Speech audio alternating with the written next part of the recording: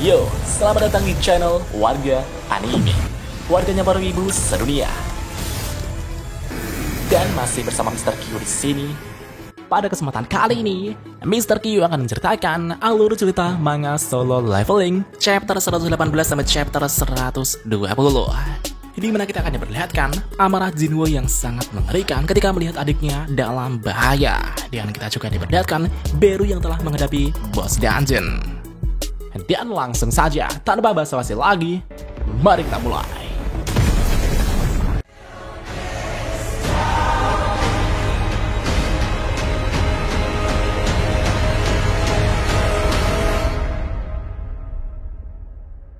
From dust.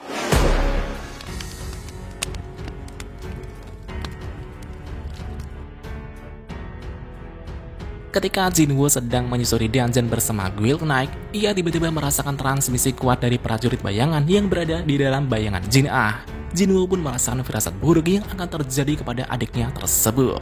Jinwoo kemudian berkata kepada Jongsu bahwa ia harus keluar dari sini secepat mungkin. Ada masalah penting yang harus kulakukan. Jongsu menjawab, "Apa yang kau bicarakan, Hunter Sung? Kalau kau tidak ada di sini, kami semua akan dalam bahaya. Kau pasti mengerti itu kan?" Jinwoo berkata, "Kalau begitu begini saja, akan kutinggalkan salah satu prajuritku yang bisa menggantikanku. Dia akan menangani semua masalah di sini." Jinwoo kemudian memanggil Beru keluar. Melihat prajurit bayangan Jinwoo tersebut, Jongsu dan semua anggotanya itu pun sangat terkejut. Makhluk itu, Hunter Sung, bukankah itu semut yang muncul di Pulau Jeju? Jinwoo menjawab, "Karena kalian sudah tahu, jadi aku tak perlu repot-repot menjelaskannya. Sekarang dia akan menggantikanku di sini."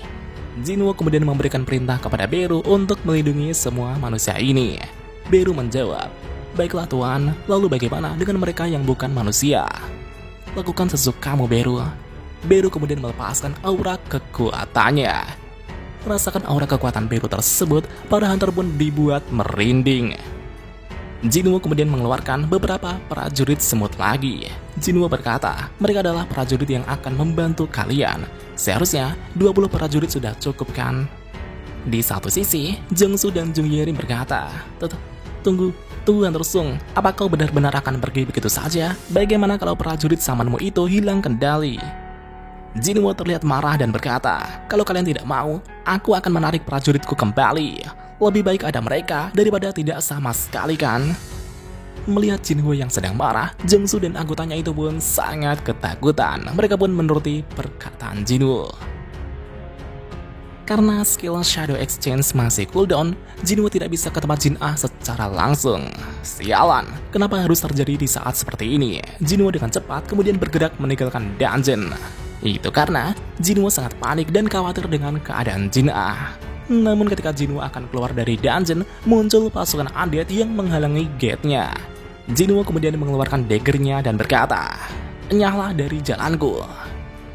Namun anehnya, pasukan undead yang berdiri di depannya tiba-tiba menunduk ke arah Jinwoo. Jinwoo pun sedikit heran kenapa pasukan undead itu malah menunduk di hadapanku. Apa itu karena aku adalah seorang Shadow Monarch? Jinwoo lalu memanggil Kaisel dan melompati pasukan undead untuk keluar dari dungeon. Kaisel kemudian muncul bersamaan dengan Jinwoo yang keluar dari dungeon. Jinwoo berkata kepada Kaisel, "Terbanglah secepat mungkin ke tempat adikku berada." Karena saking paniknya, Jinwoo kemudian mengaktifkan skill Domain of the Monarch. Dengan mengaktifkan skill ini, status Kaisel akan meningkat 50%. Dengan demikian, Kaisel dapat terbang dengan kecepatan yang lebih cepat untuk pergi ke tempat Jin-Ah berada. Scene kemudian berpindah ke situasi di sekolah Jin-Ah. Ketika prajurit bayangan High Court kini telah bertarung dan menghabisi para monster di sana. Melihat itu, para siswa pun sangat heran apakah ketiga monster itu sedang melindungi kita. Terlihat satu prajurit bayangan High Court kini telah melindungi Jin-Ah dengan sangat ketat. Prajurit bayangan itu kemudian menuju ke sesuatu karena menyadari sesuatu yang akan muncul. Sedangkan di dalam dungeon yang ada di dalam sekolahan itu, terlihat sosok monster orc yang sedang duduk di singgasananya. Monster itu berkata, "Aku adalah Groktar, sang kepala suku Orc Agung. Sekarang semua makhluk yang menghentikanku sudah tidak ada." Namun sesaat kemudian, bawahannya melaporkan bahwa para manusia itu telah dilindungi oleh 3 warrior High Orc. "Hah? Apa-apaan kalian ini? Apakah warrior suku orc yang agung tidak bisa mengalahkan ketiga high orc? Sungguh menyedihkan sekali. Tunjukkan jalannya, biarkan aku yang memburu mereka. Sin kemudian kembali ke tempat Guild Knight yang masih berada di dalam dungeon. Terlihat bayangan semut telah menghabisi pasukan undead dengan sangat mudah. Melihat itu, para hunter pun sangat takut dengan semut-semut tersebut. Bagaimana kalau mereka berbalik melawan kami? Apa yang harus kita lakukan, ketua? Jungsu berpikir jika ia tidak bisa mundur sekarang. Kalau kita keluar dari dungeon, apa yang harus kusampaikan kepada reporter yang menunggu di luar? Apakah aku harus bilang jika kita mundur gara-gara prajurit summon yang menakutkan? Ketika Jungsu sedang memikirkan itu, Beru tiba-tiba berdiri di hadapan Jungsu. Dan tentunya, itu membuat Jungsu sangat terkejut dan merinding ketakutan. Sepertinya aku mau pergi saja. Beru kemudian melemparkan sesuatu kepada Jungsu dan lanjut menyusuri dungeon. Dan ternyata, sesuatu yang dilempar Beru itu adalah kepala monster Death Knight. Seorang hunter berkata, "Coba lihatlah ini. Semut itu berhasil menghabisi monster tingkat tinggi dengan sangat mudah." Jungsu pun tersenyum dan berkata, "Kalau semut itu sekuat ini, seberapa banyak keuntungan yang bisa kita dapatkan? Sekarang siapa yang akan mundur?" Seorang hunter berkata, "Apa yang kau lakukan, ketua? Kalau kau tidak cepat ke sini, kami akan meninggalkanmu." Sialan, kalian benar-benar bersemangat.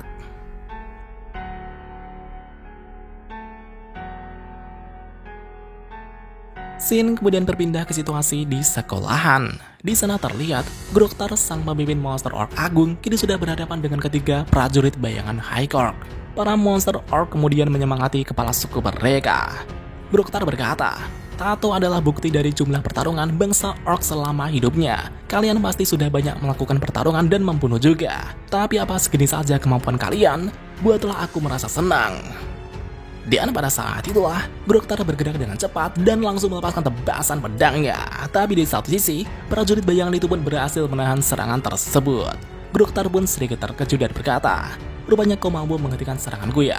Tapi ini masih belum seberapa." Groktar kemudian melepaskan kekuatan lebih besar dalam satu tebasan. Alhasil, prajurit bayangan itu pun terbelah menjadi dua bagian. Namun betapa mengejutkannya, prajurit bayangan itu dengan cepat beregenerasi kembali. Melihat itu, Groktar sangat heran dan berkata, "Sihir macam apa itu? Kenapa tubuhnya bisa utuh kembali?" Ketika Groktar memikirkan itu, ia tiba-tiba merasakan rasa sakit di kepalanya dan mendengar perintah untuk membunuh semua manusia. Sial, semakin lama perintah ini semakin menjadi-jadi. Aku harus menyelesaikannya secepat mungkin. Kalau mereka menggunakan sihir regenerasi, kita harus membereskan penyihirnya terlebih dahulu. Benar sekali, bunuh wanita di belakangnya itu dulu. Bunuh manusia rendahan itu. Karena prajurit bayangan dapat pulih setelah diserang, Groktar kemudian menyuruh bawahannya untuk menyerang prajurit bayangan terus-menerus. Dan seketika juga, para monster orc itu pun langsung mengepung prajurit bayangan dan menyerang secara brutal. Karena kalah jumlah, prajurit bayangan itu pun sampai kewalahan. Di satu sisi, para siswi kini semakin panik. Dan pada saat itulah, Groktar dengan cepat langsung mencengkram kepala Jin-Ah. "Kaulah penyihirnya, aku bisa merasakan aliran sihir darimu." Jin-Ah kini sudah tak berdaya. "Matilah kau manusia." Namun sebelum ia menghabisi Jin-Ah, Groktar tiba-tiba merasakan aura mengerikan yang sedang mendekat. Karena saking mengerikannya aura yang ia rasakan, Groktar pun gemetar dan melepaskan Jin-Ah. Groktar berkata, "Aura apa-apaan ini? Sesuatu yang mengerikan akan datang. Semuanya, menghidarlah." Dan dua ledakan pun terjadi di sana. Dan pada saat itulah, muncul seseorang yang berkata, "Tenanglah Jin-Ah, sekarang semuanya akan baik-baik saja." Dan ternyata, itu adalah Jinwo yang telah datang dengan menembus dinding sekolah. Groktar kemudian melihat Jinwo dan berkata, "Perkenalkan, aku adalah Groktar, kepala suku Orc Agung." Dengan aura yang mengerikan, Jinwo kemudian berdiri dan menuju ke arah Groktar. "Kau diamlah, tunggu saja giliranmu." Jin-Ah kemudian memeluk Jinwo sambil menangis ketakutan. Jinwo berkata, "Maaf aku datang terlambat. Apa kalian baik-baik saja?" Para siswa menjawab, "Kami baik-baik saja." Di satu sisi, Song Yi merasakan aura Jinwo yang sungguh mengerikan. Jinwo lalu melihat wajah Jin-Ah yang memerah seperti baru saja dicengkram. Dan tentunya ini membuat Jinwo semakin murka. Jinwo kemudian memanggil Igris untuk melindungi Jin-Ah dan mengawal para siswa pergi dari sini. Melihat para manusia itu akan pergi, monster orc itu pun berniat menyerang. Namun Jinwoo langsung menatap mereka dan berkata dengan bahasa monster, "Sudah aku bilang, jangan ada yang bergerak." Dengan bantuan prajurit bayangan, para siswa pun berhasil dievakuasi. Setelah semua siswa pergi, Dokter kemudian berkata, "Jadi begitu ya, prajurit abadi yang tadi itu adalah prajuritmu. Kau ini siapa? Bagaimana kau bisa berbicara bahasa kami?" Namun karena saking murkanya, Jinwoo kini hanya terdiam. Dokter berkata, "Sepertinya kau tidak bersedia menjawab. Baiklah, semuanya, serang dia." Dan segera setelah itu, para monster orc itu pun langsung melesat menyerang ke arah Jinwoo. Ketika monster itu mengayunkan kapaknya, Jinwoo dengan cepat mencengkram tangan monster itu dan membantingnya. Dan dengan sadisnya, Jinwoo kemudian menginjak kepala monster itu hingga hancur. Setelah itu, dua monster orc datang menyerang. Di satu sisi, Jinwoo kemudian mengaktifkan skill Monarch Domination. Dengan hanya menggerakkan tangannya saja, kedua tubuh monster itu pun dengan mudah dikendalikan. Dan dengan satu gerakan tangannya lagi, Jinwoo meremas monster itu hingga hancur. Monster lainnya pun mulai murka dan langsung menyerang Jinwoo secara bersamaan. Namun dengan kecepatan yang sangat cepat, Jinwoo menghabisi semua monster itu hanya dengan tangan kosong saja. Melihat itu, Dokter tak percaya jika bawahannya dapat dikalahkan dengan semudah itu. Dan dalam sekejap mata, Jinwoo langsung mencengkram kepala Dokter dan mendorongnya ke dinding dengan kuat. Jinwoo lalu melihat sekelilingnya dan melihat para siswa yang telah dibantai monster ini. Jinwoo berkata, "Oi sialan, kenapa kalian sangat ingin membunuh para manusia seperti itu?" Dokter menjawab, "Karena perintah di kepala kami terus menyuruh untuk membunuh manusia." Jinwoo berkata lagi, "Lantas bagaimana denganku? Apa kau mendengar perintah untuk membunuhku?"